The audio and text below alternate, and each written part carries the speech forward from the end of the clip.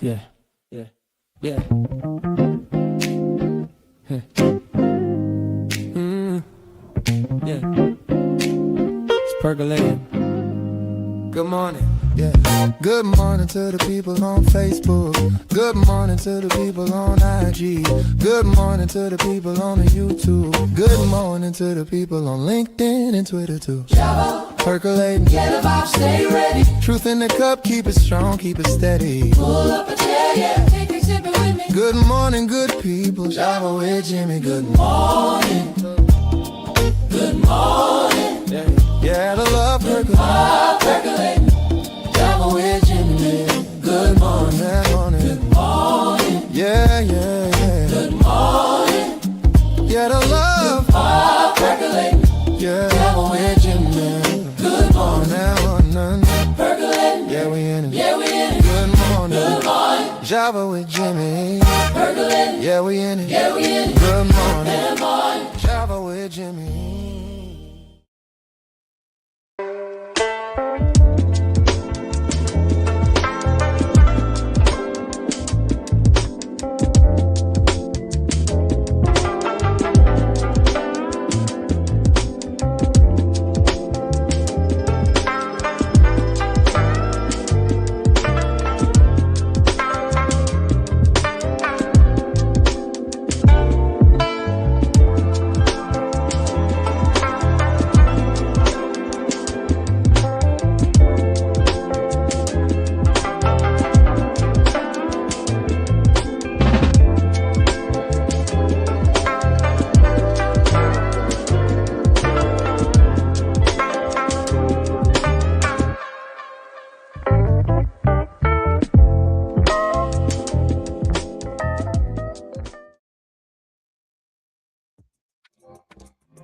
Good morning to the Java Cafe, Java fam.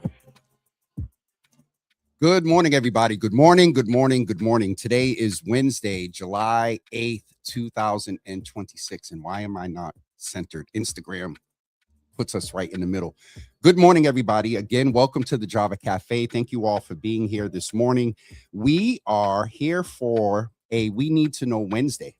And we need to know about this young lady that's coming on, about what she's been doing, her candidacy, why she's running again, her perspective on things current, her perspective on, her contenders. And so she shared with me in text that it was her first time on the show today. For some reason, I'm like, Rachel wasn't on the show. I mean, Attorney Rollins wasn't on the show before, but if it is her first time, we want to welcome her. Do me a favor before we go ahead and get started, because this is a very, very important conversation, from issues of violence to body cam footage, in reference to the Stephen King incident, the young man that was killed by Austin police officer Nicholas O'Malley.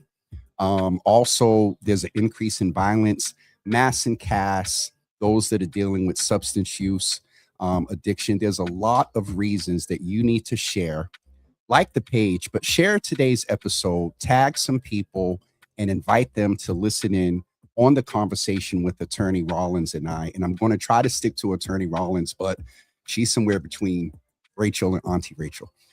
So without further ado, I would like to welcome, present to others, and introduce to some Attorney Rachel Rollins, our former district attorney for the Suffolk County and former U.S. attorney. Now, was it just the state of Massachusetts or Region 1?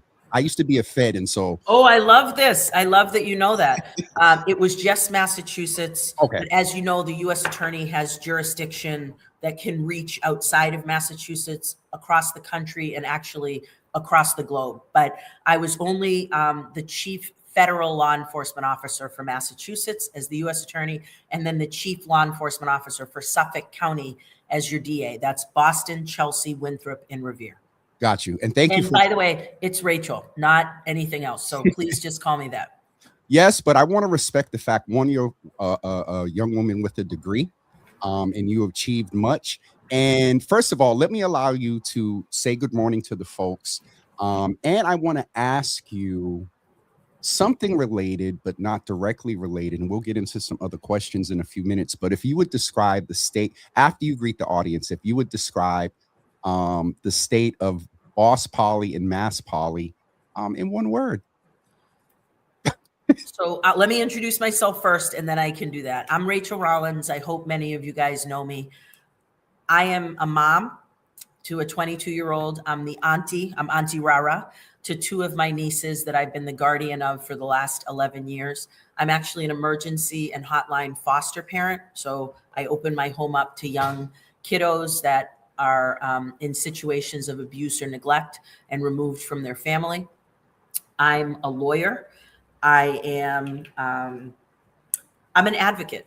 I'm a survivor, and I'm a fighter. That's how I think I would describe myself. How would I describe Mass Polly? I think we're very incestuous in Massachusetts. I think it's important that people get along, but in certain roles, it is imperative that there's autonomy. So for example, as the district attorney, when you're rubbing elbows with people and getting, either endorsements or incredibly friendly with them, you can be politically friendly, but you may have to investigate that person, right? Or they're going to have a constituent that gets in trouble, and because they endorsed you in your campaign, they're going to sort of look and say it was almost like an IOU. So it's very important that there's some distance that the DA has from other elected officials, because although I can respect you deeply as a person and maybe have even voted for you as a voter, as DA, if your policies or your actions in the executive or the legislative branch, or even in the judicial branch as a judge, are making communities unsafe, I'm going to say that maybe to you first quietly, Jimmy, and then me. I'm not going to pull out a megaphone, but we'll speak first, but I'm going to say, look, my voters want me to be honest about what I think we need for public safety. So I think it's a little incestuous in Massachusetts right now and in Boston. And I think we need some people with some autonomy and some leadership skills and power that can stay in line if they need to, but also step out when they see things that they don't agree with. Thank you for that. And I love vocabulary, and I love when people you like that? Autonomy? Right. No, incestuous was the one. I asked Nick Collins, incestuous. Yeah. I asked Nick Collins and Latoya Gale their words the other day. Well, maybe just Latoya, and she said, I said Boston Polly. She said state, she said insular, and then Boston Polly, she said guarded. And so that autonomy piece, I think, is very important. I'm sure you were looking at and observing, a lot of things with the city council vote. There's this thing of 6-7, you know what I mean? 6-7, my kids. Yeah. So, it's very real. And so thank you for that. You said incestuous for Boston Polly and Mass Polly. And then I want to bring it home a little bit and ask you for another word.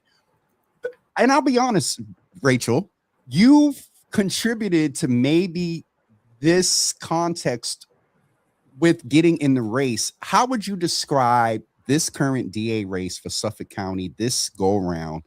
What word would you apply to that? And then we'll get the context. I would say urgent. I was going between sort of exciting in the sense that I think it is imperative, Jimmy, that people challenge incumbents. Let me be clear. When you're incumbent, when you are an incumbent, there's nothing more annoying than being challenged, because how can you not feel like it's a personal attack on you, right? And your leadership if somebody else is coming in saying, I can do it better.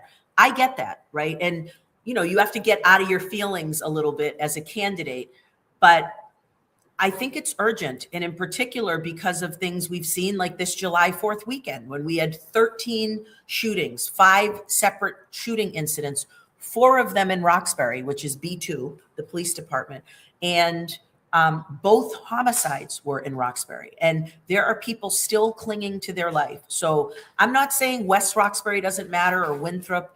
Every part of Suffolk County matters. But we know, Jimmy, that there are certain neighborhoods that are always on the news with respect to shot spotter activations, with respect to violence. And what we have to do is be more proactive instead of sitting back and reacting to violence. Let me ask you this, Rachel, and I think you know me well enough to know I may have a flow in my head, but your answers are going to maybe get us off course a little bit, but I believe it's related.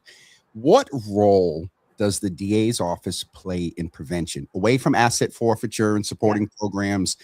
You brought that up, and there is a lot of ambiguity at the municipal level. State, we haven't, outside of maybe some funding and the state police not bothering Black men. What is the DA's role? I love this. I love that you're asking this. Let's go. Yep. The district attorney is the chief law enforcement officer, period. So when I won back in 2018, Jimmy, many people were excited. Some people were terrified because I knew the power of this position. Now, that doesn't mean the commissioner reports to me, right? The commissioner is appointed by the mayor. Doesn't mean the sheriff reports to me. The sheriff is elected for a 6-year term.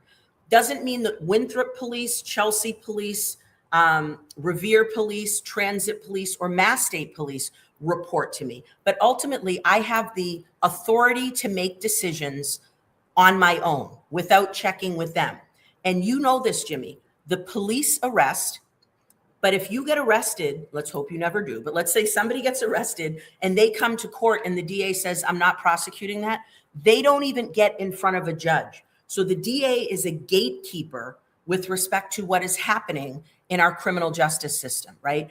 But may I chime Please in? do. They're Please in do. the system. At that point, they're in the system. I wanted to specifically ask, and if there's not, it's understood because in fairness and no shade, it's a law enforcement role. Yeah. I'm looking for what is disruption. So what the DA can say is prior to the arrest, the DA, so let me give you a very real example.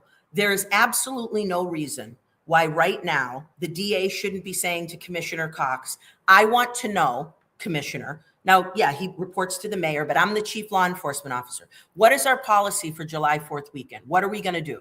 Is it going to be that we're just sitting around with 100 police officers at the Esplanade waiting for rain delays and fireworks to go off? Or are we going to have somebody in Grove Hall or multiple police cars in Grove Hall?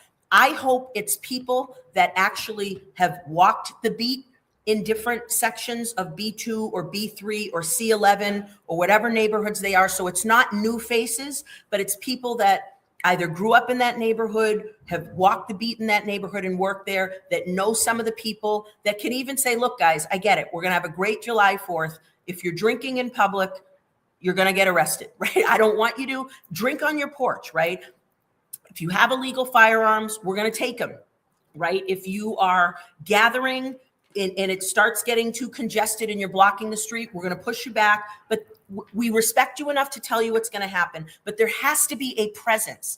And what we are dealing with right now, Jimmy, is no plan. There is no plan whatsoever. And I respect the mayor. I actually do, that she's going to require the commissioner to do. But I don't wait for mayors.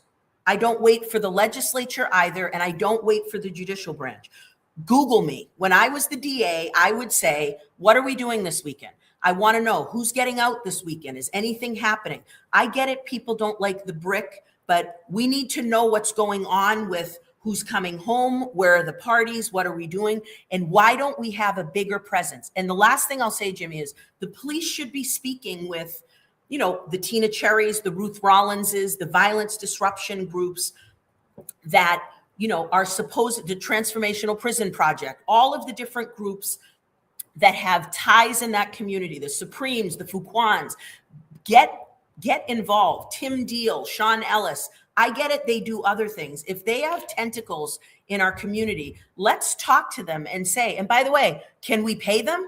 Can we stop having Black men give us free advice about their trauma and murders of their family members? Because we pay these white consultants all the time to look at our data. So let me stop there. I see a lot of faces going on with you, and I can't read and talk at you at the same time, but let me hear back from you about what some of the things I said were.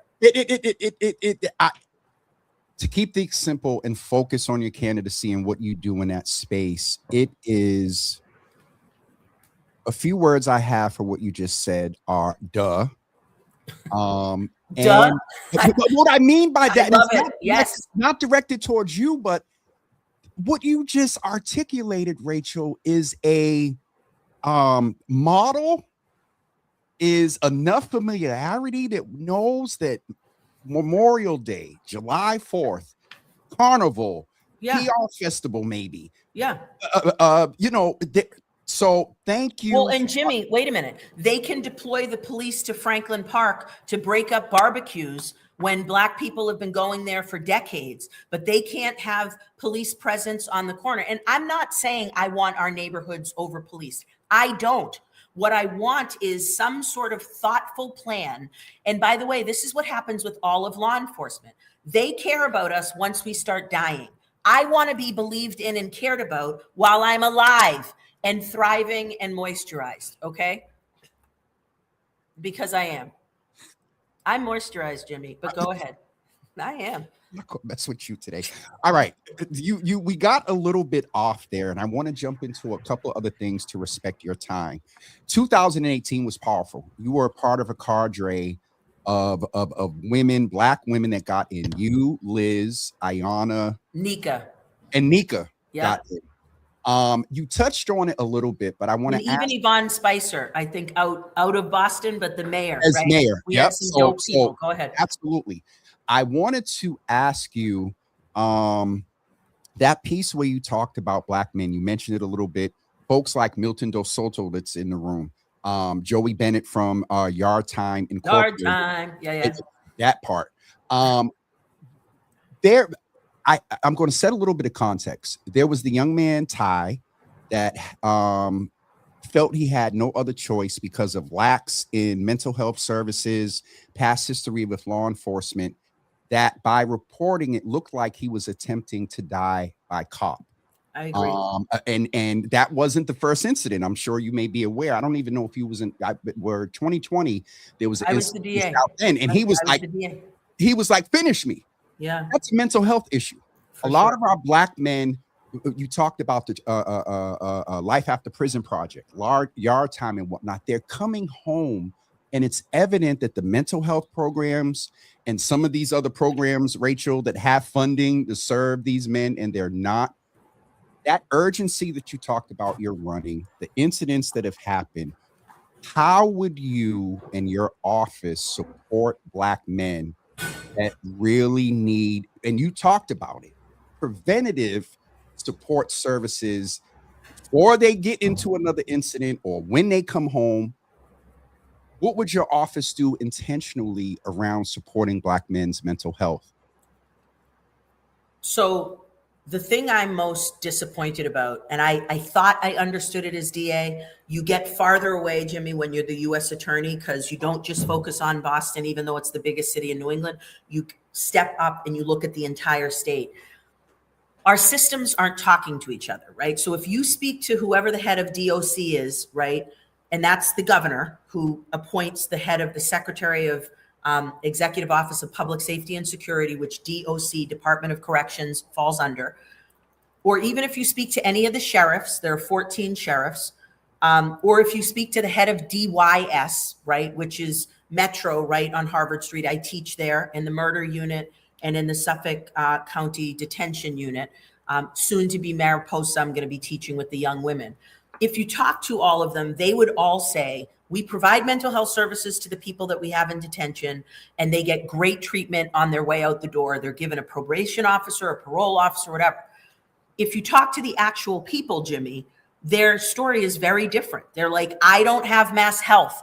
I don't have a primary care physician. I don't have a car. I don't have a job. I don't have an ID. I don't, it is enraging, right? And I have no disrespect against the governor, I promise you. But let me explain something to you. The governor has a meeting with all of the secretaries that it's almost like a crime family meeting, right? Remember in one of the Godfather movies where they're all sitting around a round table, right? So the Secretary of Transportation is there, the Secretary of Education, the Secretary of Public Safety and Security, Secretary of Health and Human Services, all sitting around each other. And for me, this issue of people not having an ID when they come home, Governor Healy or Governor Baker or even Governor Patrick, I don't want to point to Healy because it is a problem that she inherited, could easily say to the Secretary of EOPS and the Secretary of Transportation, which the RMV reports up to, you two idiots talk to each other right now.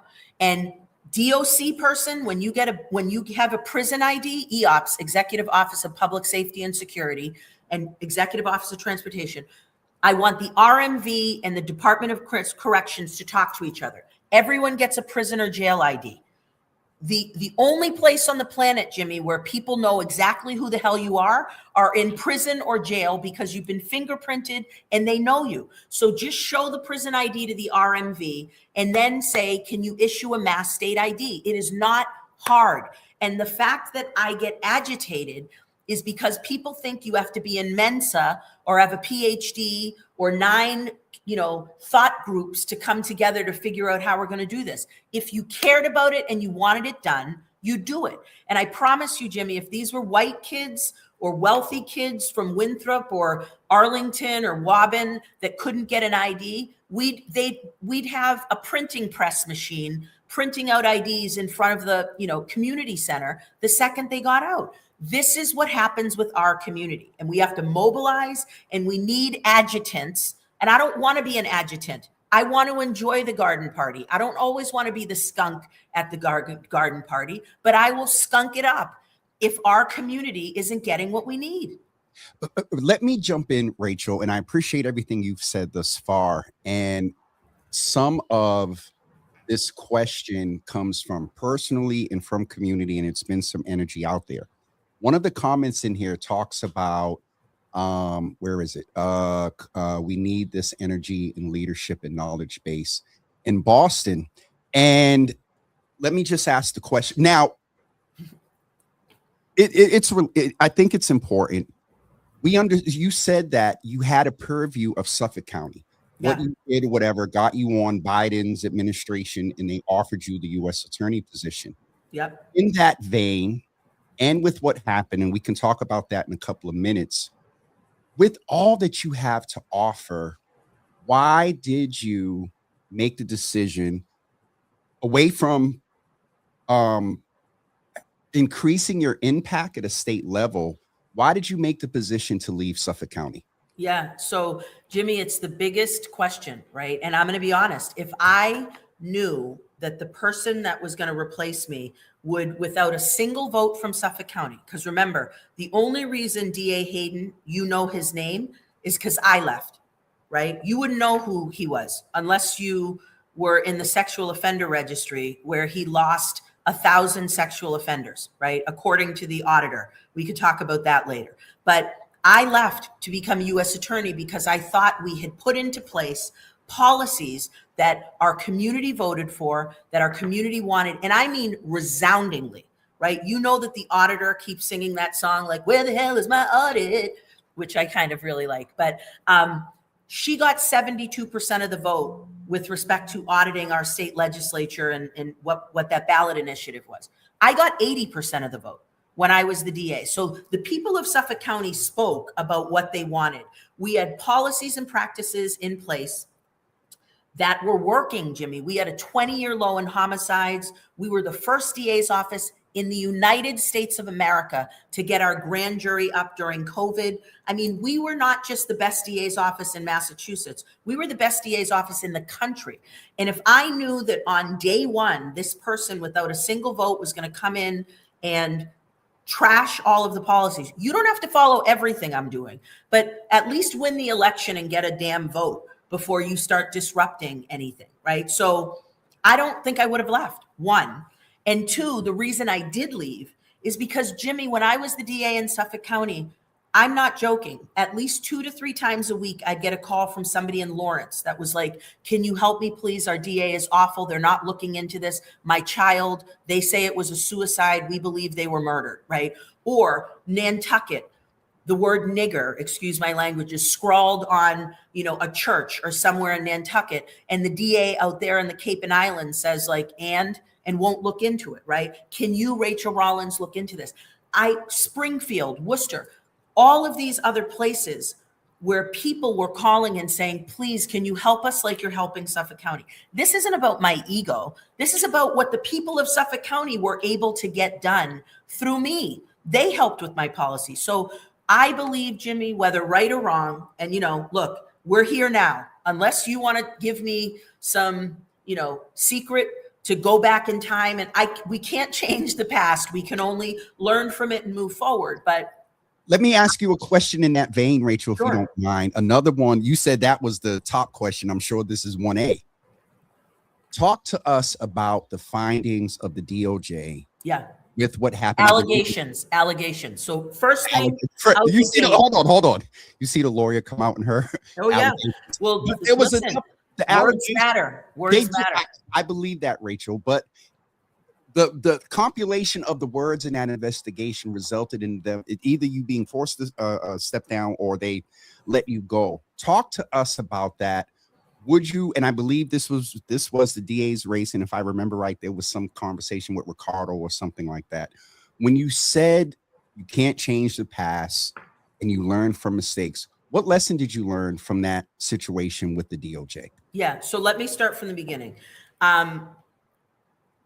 People who are satisfied with how systems work hate change, right? When systems work for you, you don't like people saying like, but what about all these other people that it's not working for? You're like turning up your headphones and pretending you didn't hear them, right? And it hurts even more, Jimmy, when the people changing the system look like me, right? So see Tish James in New York, see, Fannie in Georgia, and, flawed or not, right? But what I can tell you is when I became the U.S. attorney, my only job, I believed, was to keep people safe and to hold the Department of Justice to the exact same standard that they hold you and me to every single day. And people were not happy with that. So what I can say is there were allegations lodged against me by the Department of Justice. It is really, really important that we understand the title of the report is an investigation of alleged misconduct by U.S. Attorney Rachael Rollins. That's DOJ's words, not mine. And as the U.S. attorney, I know it killed them to have to put the word alleged in there because they would have loved nothing more than to say findings or ruling or judgment, and they couldn't because they were mere allegations. So that's one. Okay. I want to clear up another enormous thing. I get it why people think, oh, but you resigned and, that's the reason why, because, whatever, right? Like you were going to be fired. The only person that can fire the U.S. attorney is the president of the United States of America. The attorney general can't, the people can't even. It's not even, you don't vote to get that position.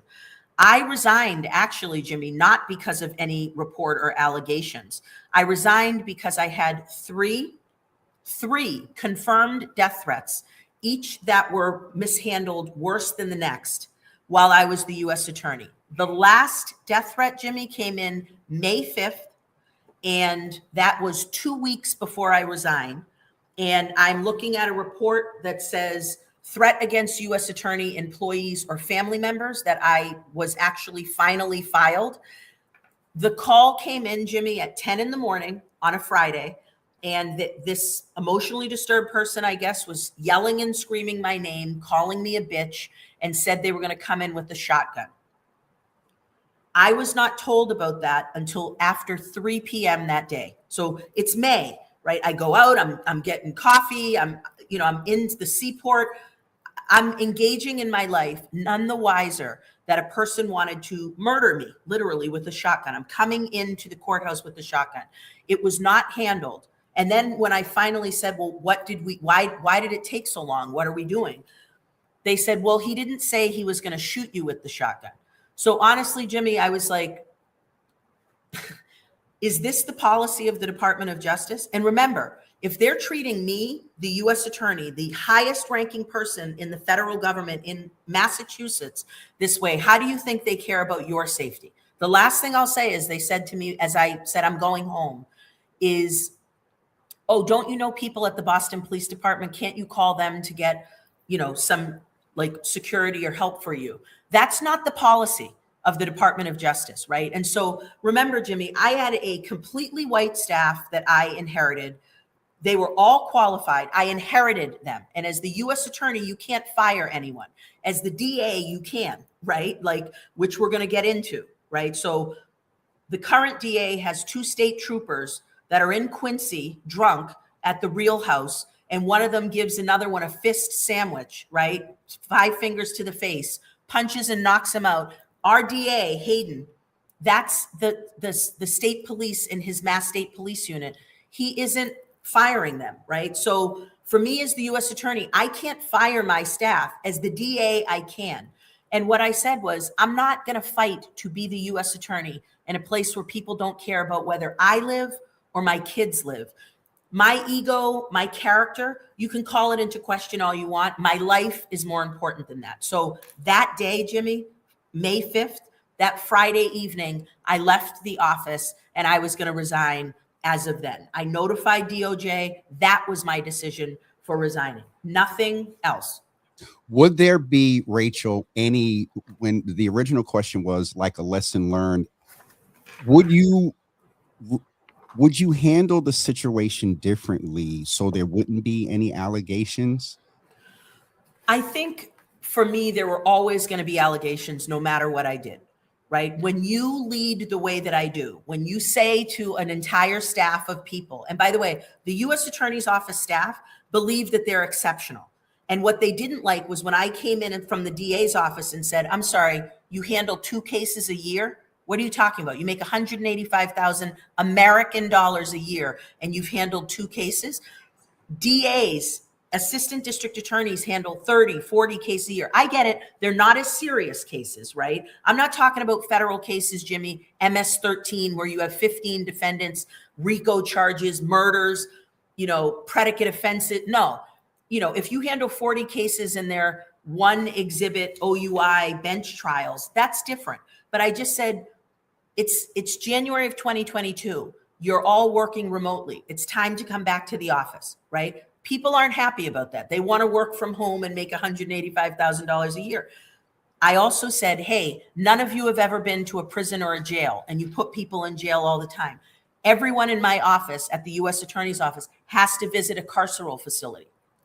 They weren't happy about that. When the FBI messed up cases and didn't turn over evidence and framed people, right, or destroyed evidence or engaged in wildly unconstitutional conduct, I said, yeah, we're dismissing this case and we're apologizing to these people. So that's who I am, Jimmy. I am always the person, no matter whether I'm in Roxbury or West Roxbury, Ink Block or H Block, Franklin Hill or Beacon Hill, I'm Rachel. Right? I don't. Hold on. Let me ask you that, Rachel. Hold on. Now, this is James and Rachel just asking that. That was good. Have you said that anywhere before? Say it again. You said Franklin Hill, Beacon Hill. Block. Say it again. H Block, Ink Block. Franklin Hill or Beacon Hill. And West Blue Roxbury. Hill Ave or Com Ave or West Roxbury or Roxbury. These are tipping points, Jimmy. But seriously, and I'm sorry. I have a question. Yes. Has the DA been on your show? He has, and I will say he has, unfortunately, the record for the worst interview because Rachel, when you left, I think he was still a candidate.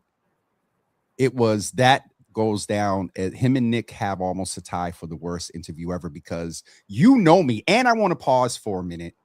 You know me.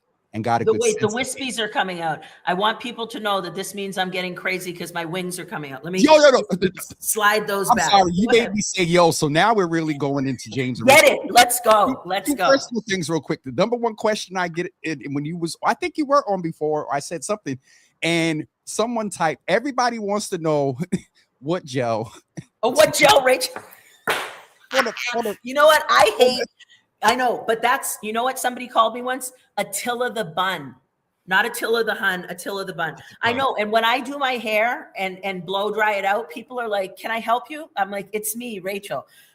So anyways, yes, I always slick my hair back because it's just, sometimes I get the Shaka Khan. It starts really cute. And then 2 hours later, it's this big, and then it's taking up the whole room and, needs stuff. So, but I guess, Jimmy, what my point is just, I think I have absolutely learned lessons, right? there is no way you can experience what I did. There's a humility there. There was deep shame, because even though I'm like, I didn't do anything wrong, when people are just like rejoicing in your pain, right? Or the fact that you've stumbled or fallen, there's such a lack of humanity there at times. And who I am, Jimmy, who I've always been, is if you're my person, I'm ride or die. Now, I might have some comments with you later, right? To be like, really? So this is what we're doing? But, I am going to always check in on you. I'm going to see how you're doing. My friend bus was full before this, right? Remember, I ran for office at 46. I didn't run for office to make friends. I have a very full friend bus of people in my entire life. But it is very interesting to see just how quickly, when you no longer have power, or what they define as power, how quickly people are like, deuces. And that's fine, right? That's totally fine. But what I'm proud of, Jimmy, is I've continued the work out of the limelight, right? I told you I teach at DYS on Harvard Street Metro and Commonwealth Secure Detention, which is the murder unit. I teach in Suffolk County Detention, which is all the Suffolk County young men. I'm going to tell you, Jimmy, I've met about 30 young people in that DYS facility. I haven't seen a single white youth there, not a single one. And I promise you, I have family in West Roxbury. White little kids that go to Catholic Memorial, sexually assault people, they drink underage, they steal, they shoplift, but all of them miraculously get counsel or the ability to not have to be detained.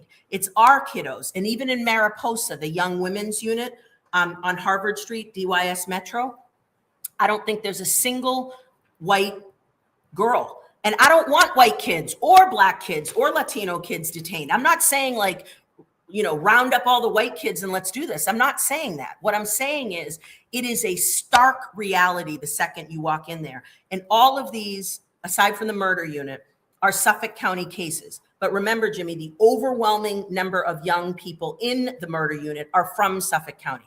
They might be from Holyoke or Springfield or elsewhere, but those are statewide units. And I can tell you that the staff is very diverse. They're incredibly educated. They're hardworking. They love those kids. They hold them accountable. But I am, I'm excited about this. And again, I love Catholic Memorial. I'm not saying it's just Catholic Memorial. I'm saying any kids in West Roxbury, that's where Catholic Memorial is, right? Or, kids in predominantly white neighborhoods are engaging in crimes too, right? So I just there's want a piece of this where we got to talk about that. And if you're afraid of speaking about racial disparities or wealth-based disparities, then you don't deserve to be in this role, because you're doing it for yourself, right? And I used to say this, Jimmy, if I get it, if I just shut up and did my job, I'd be the president of, I don't know, but I can't, because when I see injustice, no matter what, if it's against Jewish people, AAPI hate, when it's the LGBTQ community, that trans woman was murdered and so was her dog was harmed, I'm out here in these streets saying it does not stand here in Boston. It's not just about Black and brown people. It's about anyone. But you need a voice like that, and you need urgency, because if you don't give a shit, excuse my language, that kids are being murdered. Remember when that 13-year-old little boy was shot in the head back in 2023, January? Yes. I was the U.S. attorney at the time. No arrests were made. I think he was shot on January 29th, right? I pulled in ATF, DEA, FBI, HSI, and my criminal engagement. What's HSI? It's a division of Homeland Security investigation. So they do a lot of human trafficking, but they have fantastic skills, right? I pulled in all my leaders, because when I was U.S. attorney, I made sure I met with them once a week as the U.S. attorney. And I said, I'm not opening the Globe or the Herald to learn about what the hell you're doing. I'm the chief federal law enforcement officer. You talk to me weekly and tell me what's going on, right? Look, it's getting crazier and crazier.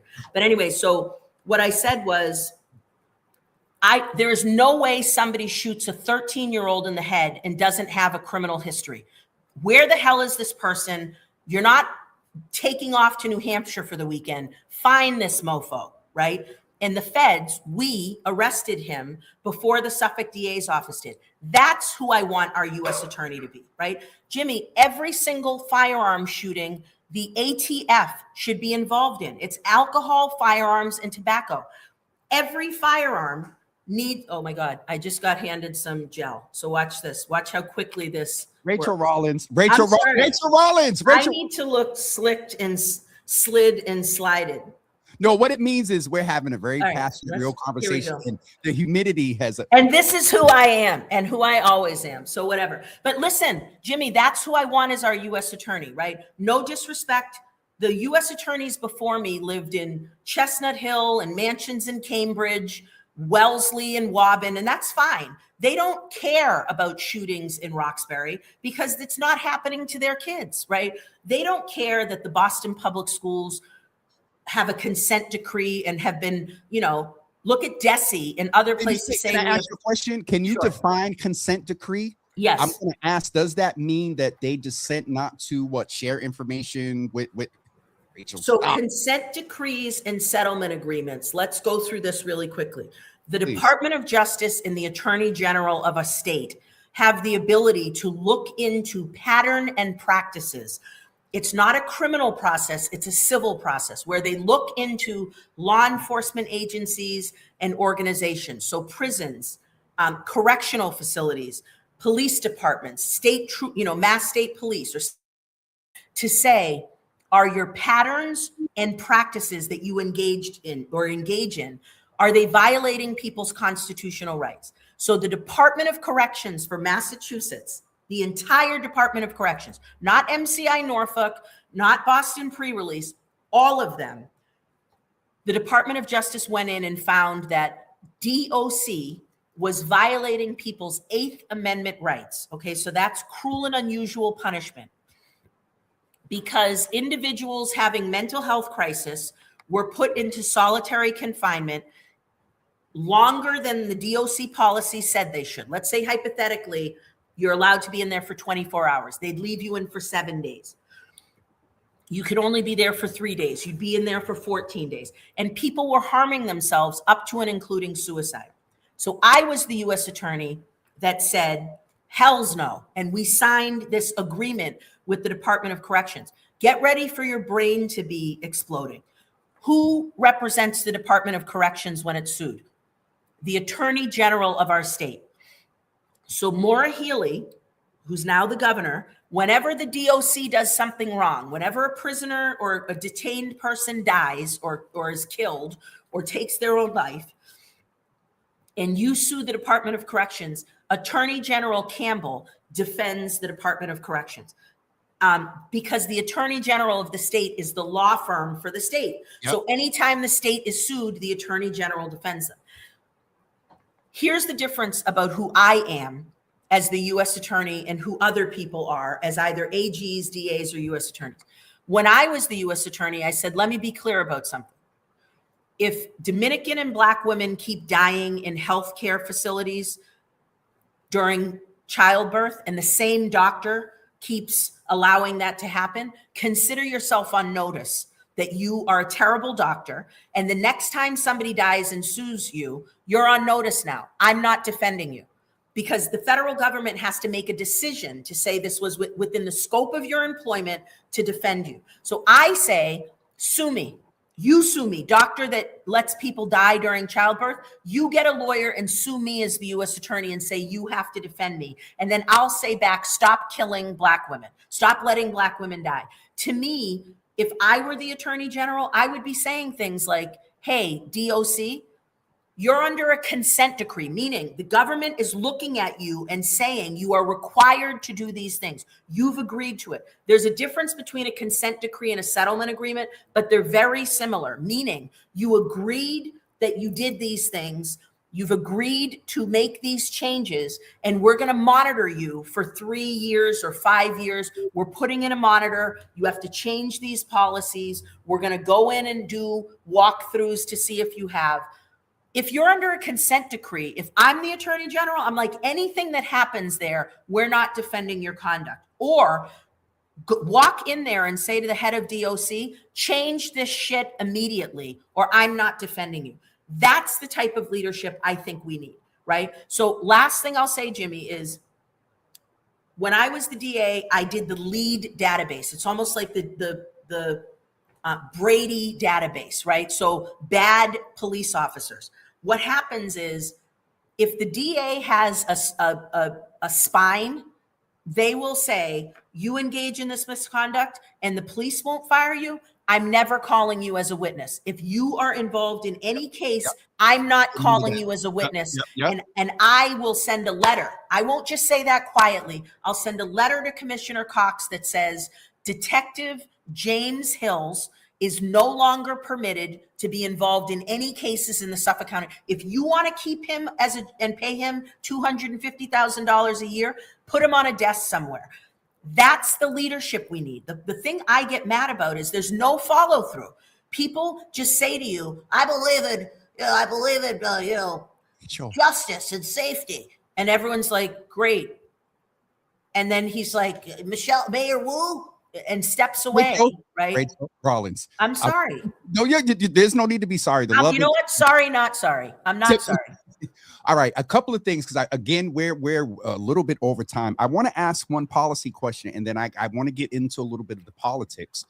One policy question was, and this is where we sort of reconnected, because I was so hurt, dumbfounded, bewildered around this situation with Officer Nicholas O'Malley, as well as and naming Stevenson King. Now, I want to talk about this, but then if successful, I don't want to put you in a situation where you talking about this case, and if you become the DA.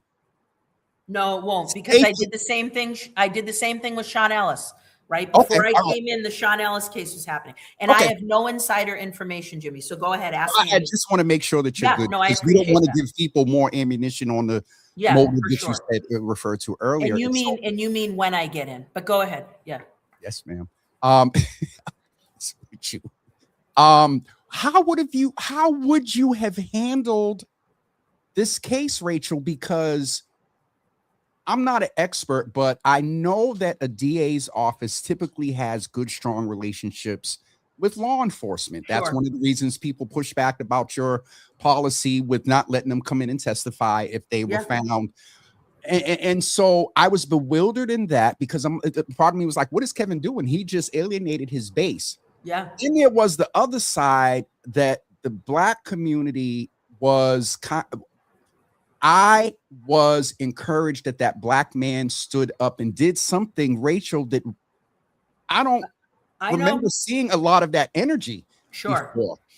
And so how would you have handled it? Would you have moved to allow the family and their designees to see the film? There was some conversation. The local administration didn't want anything to mess with the case by showing it. And I'm not saying the public, but how would you have handled case, first of all, for Mr. King's family, the community, and then being able also to balance, as the chief law enforcement officer, balance a relationship with BPD, because they're energy. You got the question. Yeah, I got it. So let me be clear. I haven't seen the video. I'm actually not mad at the decision. Kevin has the right, the DA has the right to make a decision. And we charge really quickly. I just want to make sure you can charge by complaint, which is basically an affidavit and a police report with, that the DA goes in and says, I think there's probable cause on my own, or you can present it to a grand jury, and the 23 members of the public that are secret get to hear all the evidence, and they decide at the probable cause level to move forward. No matter what do you understand that? I do. Okay. All right. So really quickly, what I think he failed at, and remember, two communities that usually are at odds with each other are equally angry at him. So the Black community in Roxbury and the police both think he mishandled this. And I agree, actually. So although it looks like it takes bravery to charge somebody by complaint, 8 days after the incident happened. And remember, 2 of those days were weekends. 1 of those days was St. Patrick's Day. So we know he wasn't working. So 5 days after the incident, his words, not mine, he did a thorough investigation and charged Officer O'Malley by complaint. One, he did not explain what the process was. He has no written policies, Jimmy, right? He has no discharge integrity team. So for example, as the DA, when I was the DA, we had a discharge integrity team. A member of the community was on it. We would have immediately, urgent meeting, everyone in, we're going to be presented what we're hearing, and we're going to decide whether, and ultimately it's the DA's decision, but am I going to issue a complaint on my own and then present to the grand jury? Or are we going to expedite a grand jury?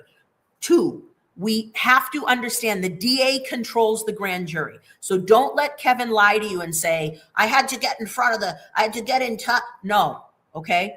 You control the grand jury. We have multiple grand juries up at a time. I would have said, we have 2 up right now. We're either getting a third or we're moving. One of the grand juries is exclusively going to be the O'Malley grand jury that we're going to present in real time.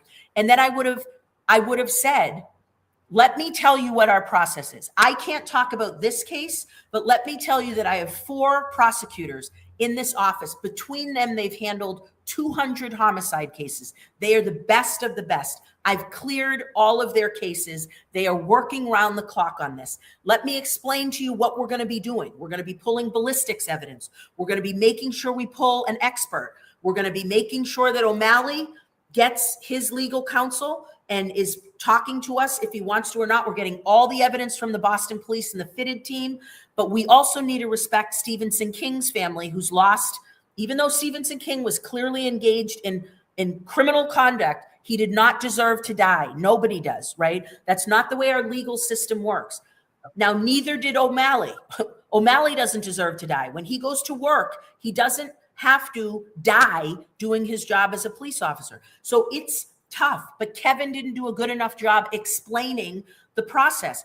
And it's because he's scared and he can't, right? So my attitude is, it is so insulting to me, Jimmy, that he had a private invite-only meeting about a homicide that happened on Linwood Square, inches, my headquarters right here. If I gently tossed this rock, I could break a window on Linwood Square right now, right? We weren't invited to the meeting about a homicide that happened in our office. And so my attitude is, you need transparency, you need intellect, and you need leadership. All 3 of which I don't believe this individual has. And I don't mean only me being invited. I mean everyone in this neighborhood that heard those gunshots, that knows that Stephenson King lost his life and O'Malley was charged, deserved an invite either to that meeting or him getting out of his damn office and coming to meet with us in our community to tell us what's going on. All right? I see maybe your team is getting ready to get you on time. 2 things that I'm observing here is, thank you for the education. You are definitely, it's unquestionable that you're knowledgeable and passionate. Rachel, with that, I'm going to go into a little bit of the politics and ask, as with the mayor, when I put a flyer up, depending on who it is, my inbox, my DMs, phone calls, they start going. Yeah. I got something yesterday, and you may be aware of some social media activity. At last looking or trending on social media was OCPF. There was no fundraising. And at that point, you didn't have a website. I asked this because, Rachel, you have, from 18 into now, you have reinvigorated energy. If you go back, you and your team, and look on James Hill's page or Java with Jimmy's page, and I haven't even went to Instagram, the appreciation. Oh God, Instagram is okay. Sorry, I shouldn't have went to Instagram. I'm not even looking at anything. I'm looking at you. About Instagram is they'll disappear once I end the live, so we're not going to be able to see those. My point here is, Rachel, with this energy, with the coalition you had in 18, with the history you made, from a political standpoint, what are we doing? Yeah. Without the website and fundraising, do you have checks on coming in? I know there's a reporting period, and I know you said urgency is the thing of jumping in here. Let's talk politics. Yeah, for sure. And I guess like the question you're asking is viability. What I'll say is, last time we were outraised 3-1 by Greg Henning, right? There were 5 people in 2018. And we were asked the same question: are we viable? You know, we were the last to get into this race Jimmy, right? I went through a lot of trauma, and you know, whether people say some of those were self-inflicted wounds or not, doesn't matter. It's trauma no matter what, right? And it took me a while to get here, but it was a matter of so many people with the same story. I can't get a call back from this office. Nobody's spoken to me about my loved one's homicide. Let me just add one little small thing. If we are seeing a downward trend in homicides, which started in 2019 with the 20-year low, we're proud of that. We want it to keep going down. That means there's less homicide trials, right? So why aren't we solving more unsolved homicides? There's not the correlating upward tick in the other space. I will make sure that happens. Look, as a state employee, Jimmy, I can't fundraise myself, Right. and we are getting up to speed immediately. And what I can say to you is people didn't think we were viable in 2018. We got our website up last, or, you know, and we're not raising money the same way other. And I want to ask you what percentage I won of the 5 people, right? It was almost 40% or more, actually, right? So at the end of the day, websites don't vote. Neither do checks. And when money from you is coming in from outside of Suffolk County or special interest groups, which is what we have with the DA now, it's because they think they can get something in exchange for that. They want to make sure their clients, these are big partners at big law firms, that when their wealthy clients' kids who go to Harvard and MIT and BU and BC, when they rape somebody or they get an OUI or punch someone in the face at venue, they want to know that, oh, I know the DA and he'll just drop this because I gave him $2,000. That's not who I am. I understood it. Let me chime in here. And you're in the role of a candidate, and there's a little bit of different energy. Now, I will tell y'all that when I had let Attorney Rollins know I was going to ask her, she was like, "Keep it buck. Let's go." So, with all of that said, viability, there wasn't a question of there, but because of your last campaign and what happened and what's going on in this world now, knowing you got an incumbent, you haven't said too much about, you know, Linda Champion, but some of her energy and my perception is that she is playing into law enforcement. Some of her language is interesting. And so with what your observation is about Kevin, my observation I just named about Linda, and if you want to share any perspective from a potential DA perspective, that's fine. You ran before. So as you was getting ready to run, where was the people? Let's get this. Yeah.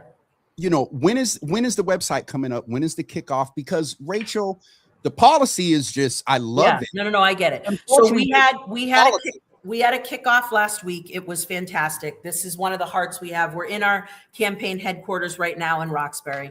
What I can tell you, let me just backwards say one thing. So what's interesting is the Boston Police Patrolmen's Association hates Kevin. They've said now they believe he charged Officer O'Malley because it's an election year. And we know that Kevin, you know, not my words, but has to cheat to win, right? So he has a state ethics violation from the 2022 election where he leaked juvenile girls' alleged sex victims' information to win his election. Read the ethics report that he now, let's be fair. Allegedly. No, not allegedly. He agreed to that ethics commission finding and paid a $5,000 fine. So not allegedly. Okay. Actually, factually, and ruling wise, right? So I'm allegedly, he's actually. And by the way, just to close this loop, yes, 3 days after the election is when I said to the Boston Herald, "You're damn right, we're going to look into all the nonsense that he's doing." And I said to them, here is what's proving that the U.S. Attorney's Office is going to look into the multiple allegations of wrongdoing by the current DA. And that's why he has a state ethics violation. But let me just be clear. What's important, Jimmy, is when you get the endorsement of the Boston Police Patrolmen's Association and you're walking around with their hats and you're talking all the time and have a cross and, you know, wear a shield or do all the other things that you're doing, when they commit a crime, are you going to be able to prosecute them, right? Because you know what I had to do, Jimmy? When the former president of the Boston Police Patrolmen's Association was raping young kids, I had to indict him. So I have respect for Larry Calderon, but we have to have some distance between us, because there could be a time where I have to prosecute your guys, or I have to appear to be neutral. Are you going to believe that the candidate that has the endorsement from the Boston Police Patrolmen's Association and is saying, believe the police no matter what they say? Well, how about we ask the 500 years of wrongful convictions I just undid about all the police that lied when they did that, right? There's no group that you believe 100%. You got to make sure you kick the tires and see if what people are saying is true. Yeah, but Rachel, on that, and I'm trying to really help the audience understand that you understand that because of the policies that you're speaking and in the climate they're in, when can we expect, and you get this, a Boston Poly ramp up because of you big interest and incumbent to, and I'll just be honest, to have this excitement, to have the hope and change and things that we had in 18. And and this is more from a community standpoint. I'm not making no endorsement or favorability toward anyone right now. With what you're saying, do you feel that the politics is up to par with your policy? Yeah, I mean, look, I think at the end of I'm going to keep it a buck like I always do with you. Last time, Jimmy, no one knew who I was. I had to work really hard to have people know who I am. Now, there's not a single person who doesn't know who I am, but we have to make sure that I'm explaining who I am, right? And what I'm doing. And when you lead the way that I do, some things get knocked over because we're moving fast, right? And so people want to focus on but you bumped my drink and it spilled. Okay. But you know what else we did? We undid 500 years of wrongful convictions. You know what else we did? We created a discharge integrity team. So I can tell you, very soon, we will be unleashing the website. But even some of the information you have is we had 150 people at our campaign kickoff just last week. This is, a beautiful sign that we had here made, right? And the heart wall. Hold on. Let me give you full screen. Show it again. Yay. So, we have some artists that came by. We have a little heart up here where people are signing. We're in our headquarters now. But you're right. We got to punch and go. But I'm Sha'Carri Richardson, right? Or I'm Sydney McLaughlin, right? If you have a little bit of a lead, or you think you do, you don't have any policies, right? You've never led anything before. So it's cute that you're doing conga lines and other stuff, but at the end of the day, if you don't know what the homicide statute is, or you've never led anything in your life, are you going to be the person that people want learning on the job, right? And very candidly, I would say, look at what this current DA is doing now, and it's absolutely nothing. He's deafeningly silent, and he's not talking to us about the 13 shootings, 4 of the 5 shooting incidents in Roxbury, both homicides. I'm in Roxbury. I'm like Jadakiss. I'm outside, right? Come here and see us. Talk to us about what's happening. You're busy setting up fundraisers for wealthy endorsers. And I'm out here speaking to people tonight at my headquarters from 6 to 8. We're going to have a community conversation about the shootings that did just happen. If people want to come by, and we're going to discuss it. That's who I am, because I don't care about, those numbers, right? And you're right. We got to get the website up. I will take that. And you're absolutely right. But what we have is people walking up and walking in and saying, I want to help. How can I help? I believe in you. You're exciting me again. This is what we need as a DA, right? And I want to be the person, sadly, if somebody's life is stolen, that I show up at your house and look at you and say, remember, Jimmy, I'm the one that had the murder list with me everywhere. I want to know who your family members are. I'm treating this murder like it was my loved one. This fool doesn't have anything but Paulus in his pocket, right? And certainly not lotion or chapstick. Rachel. I'm sorry. You know what? I take that back. No, you can't. It's out here on the internet now. Wow. So let me ask this: as where do people, as of right now, there's a lot of energy in here. Where do people go to sign up? Where's the meeting at tonight? So Where our campaign headquarters is at 85 Center Street, Centre, I know Centre Street. Street, not center, but pronounced center, but Centre in Roxbury. It's right behind our RCC.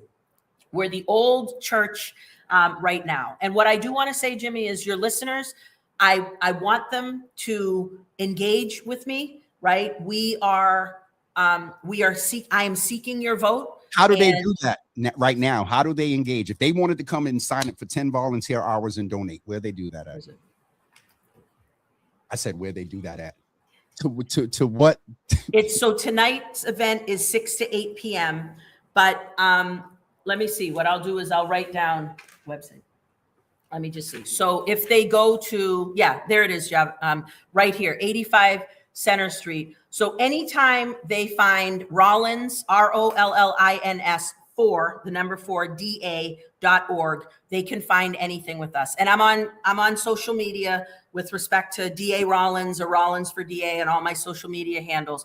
But tonight from 6 to 8 p.m., we're going to be discussing violence, not just myself, violence in general, but absolutely the violence that happened on July 4th weekend, as well as some community members that are very fluent in this work and have, been street workers themselves or worked in this administration. So yeah, Jimmy, I'm excited about it. We're fired up and we're ready for a sprint. We are definitely ready for a sprint because there's about 50 or so days before September 1st, which is a Tuesday when you can physically go in and vote. But remember, August 22nd, which is a Saturday, to August 28th, which I believe is a Friday, is early voting.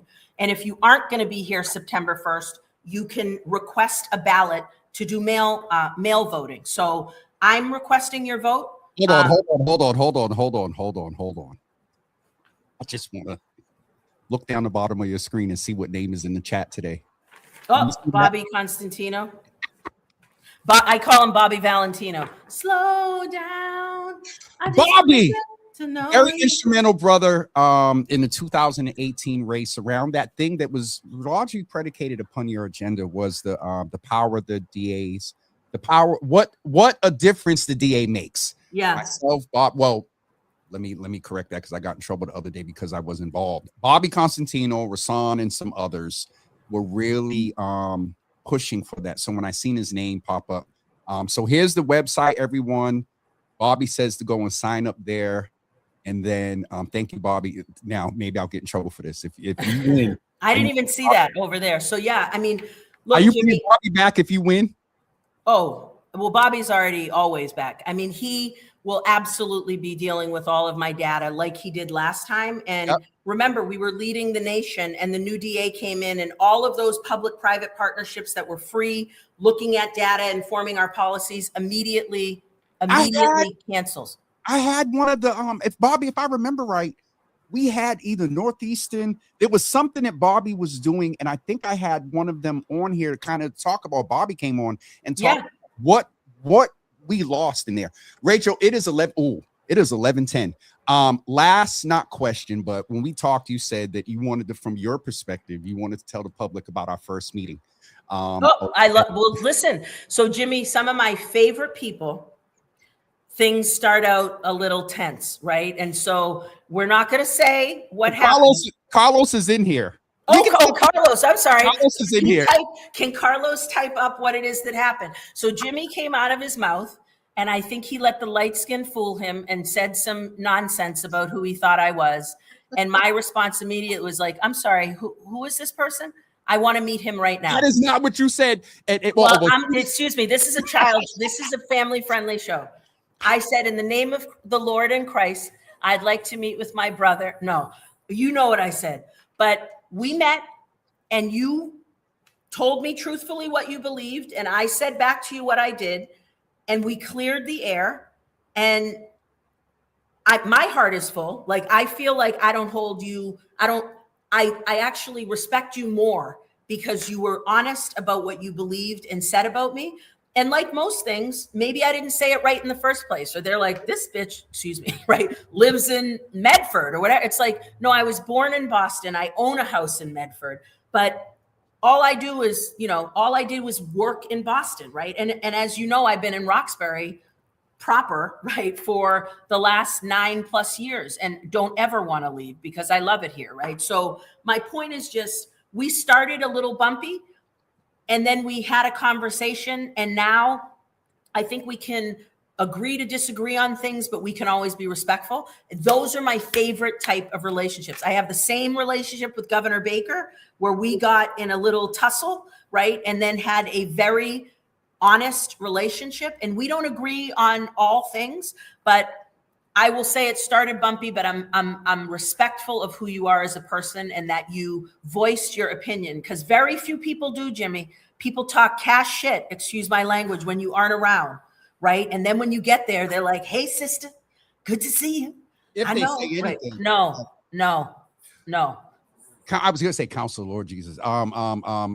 Attorney Rollins, this was very good. My hope for you and all that step up, but Black women right now that are stepping up again in your case to lead, and with what I received from you today is not a lot different from 18. One word that we did not say today was around equity, and that's what I believe is coming out from you. And so I encourage you or your team, and have them print them out, to go back. There's a lot of comments in here, a couple around hospitable accountability, and we answer those. But a lot of the support, the energy's back. I'm glad she's back, and this is what we need. And so, that challenge of around the politics piece, I don't consider myself an expert, but certainly not a novice. And so with that policy energy, just challenging you to pick up the political energy there as well. For sure.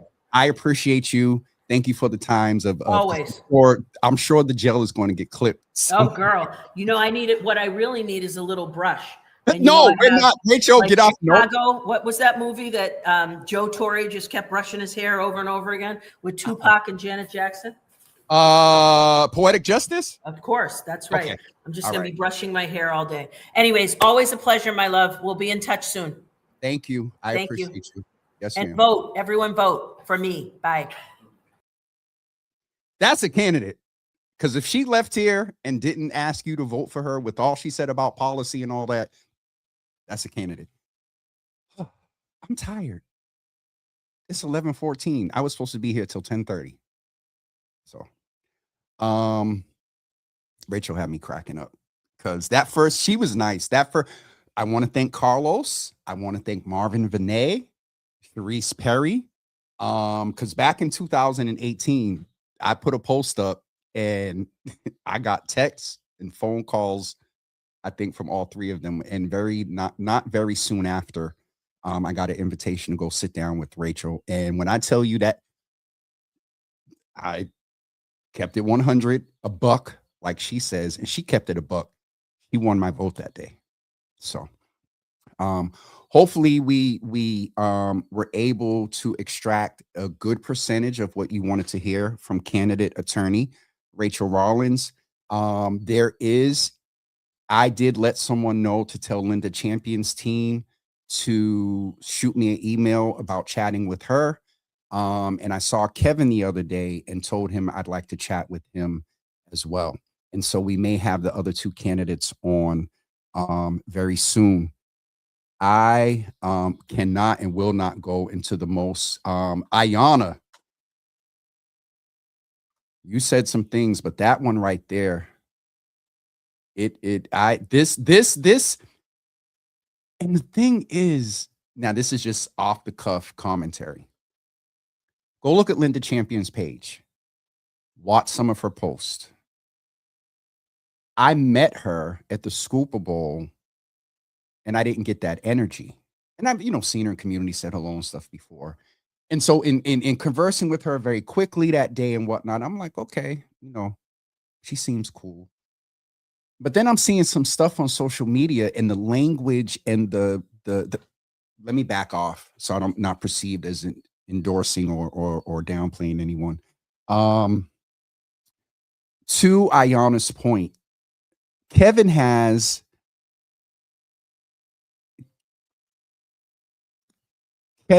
is to Ayanna's point, what does she say?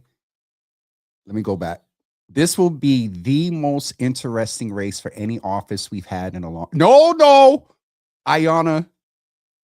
I think that last mayor define interesting, because that last mayoral one was interesting. All right. Is this the Aisha Lane that wrote the letter to Jaylen Brown that's floating around on social media that from the picture? Oh, it's the vocalist. Hi. I don't know if I've seen your name up in here before. Absolutely. And thank you for that letter that you wrote about Jaylen Brown. Y'all go follow Aisha Lane here on Facebook and scroll down to the post that she put up. It was a very heartfelt, a lot of shared sentiment of a lot of us, open letter. I believe it was to Jaylen or the Celtics. There's a couple of y'all that need to stop texting me during the show because it'll leave me here for another 20 minutes. I'm tired. Yeah. Rachel, she brings energy and extracts energy as well. Today is Wednesday. I promised myself that I was going to take tomorrow off, which is July 9th. So the Java Cafe will be closed tomorrow. We will be open back up on Monday, July 13th. And I hear Carlos in my head. We are going to, Ayana, this is why I don't mess with the comments. I am trying to, a couple of folks in here have challenged me to, a couple of folks have challenged me to do better at program planning and advertising. And so part of me wants to take a week off, ramp up, and then come back and do things in a more excellent way. But we will be back next week, probably with a lot of me. One of my brothers is in town this week. I'm going to try to see if they want to have a live conversation. If you're still on, I'm talking about you. But yes, tomorrow we will have the Java Cafe closed. We'll be back on Monday. I will do my best to get some guests so y'all aren't stuck with me for a whole week. And I think that is it. Speaking of websites, Rachel could have pushed back at me. My website is being upgraded as we speak. And look out. We're going to have a publication very soon called What's Percolating. So that's it. Dina. Is Carlos still in here? I'm not messing with you. You don't know me. Anyway, Miss Teresa, good to see you in the room. I will eat and drink. Speaking of eating, Michael, thank you. Yo, Mike, I saw you the other day when I was riding past us, and I nope, I'll sidebar you. Someone said, Miss Teresa, good to see you in the room. I saw your comment. Ayana, spectacle and inter. I'm getting off of here. I think that's it. Okay. Hi, Lasagna. See? Nika, shoot me an email and I'll shoot it over to, or just DM her at on Instagram as well. But I'll text her and let her know to look out for you. Look out that you'll be reaching out. I wanted to ask you all to keep a couple of people in prayer this morning. We're on here with District Attorney Rollins. Me and Miss Teresa got into contact some years ago through tragedy. Her mom, her niece, mom of Deja Jenkins minus, was posting on social media after Deja was taken from us. And I don't ambulance chase. I don't. And I will tell you all, sidebar, as of late, I'm struggling. I don't ambulance chase, but I also don't like, and this is how me and Miss Teresa connected. I don't like how mainstream legacy media often portrays those that have left us. Sometimes they do well at talking about the good and positive, and a lot of times they don't. I've often wanted to post, hey, anybody connected to such and such a family, I'd love to offer them the platform. And I haven't found a balance of not ambulance chasing and also wanting families impacted to go beyond a byline and a sound bite, but let them come into this space, talk about their loved one, talk about what they're dealing with, talk about how the community supported them, talk about where they didn't get some supports. So I'm just mentioning that because it was a thought based on what I'm about to ask you all. Me and Miss Teresa, connected out of a tragedy. And since then, we've become family. She gonna get me, but let's just say when things were very tough, he was there for me. And so out of that tragedy, she calls my mom her mother and whatnot. I say all of that about Miss Teresa this morning because I'm soliciting your prayers. The trial for Deja, the person that took her from us, starts today. That's a lot to deal with. For LaToya, for the rest of the family, for her daughter, for those that love Deja. And so please keep the Minus, Jenkins, Santana family in your prayers. And reach out and check in with Miss Teresa and just send her some love as she always does for a lot of us. So, all right. I think that is for me. Brother D, thank you, man. So I love seeing you in here, bro. I appreciate you, man. Jimmy was the only media outlet willing to highlight the greatness that Deja Jenkins Minus was instead of horrific incident what happened. Absolutely, Miss Teresa. Absolutely. Brother D said, I don't put my way aside for nobody, but this morning, my guy, Jimmy, you and Rachel I'm sending my flowers to both of you. Absolutely. I think I saw up earlier. You said we had you screaming. What's up, Trina? We had you screaming at the TV. Amen. This is why the political side of me was challenging. Thank you so much, Carlos. Listen, for those of you that are in here for the first time and want to engage in more conversation and hear these type of conversations, please make sure you go like, subscribe, and follow all the Java with Jimmy pages on Facebook, James W. Hills, Java with Jimmy on YouTube, Java with Jimmy on Instagram, Java with Jimmy on Twitter or X, Java with Jimmy on Blue Sky, Java with Jimmy. The only sites I'm not on is TikTok and Snap. So Java with Jimmy everywhere. Thank you all for being here today. Miss Teresa, I love you too. I know what you meant, brother. I know what you meant. Wave. I appreciate you, man. And at some point, I think we need to have you in a like a round table after dark. My mother asked me yesterday, is that the studio in there? And I didn't open the door because I got to revamp some things. So, all right, I'm off of here. I'm rambling. Carlos is going to send me a picture telling me to wrap up. So, we will see you all Monday at 10 a.m. Have a great, safe weekend, everybody. And I know Lasagna, I know I owe a few people a few dates, shows too. But I talked to Tay last week, and if y'all know what that means, things are going to get better very soon. I love you, Lasagna, and everybody else in the Java Cafe. Trina, I'm not messing with TikTok. The orange man has some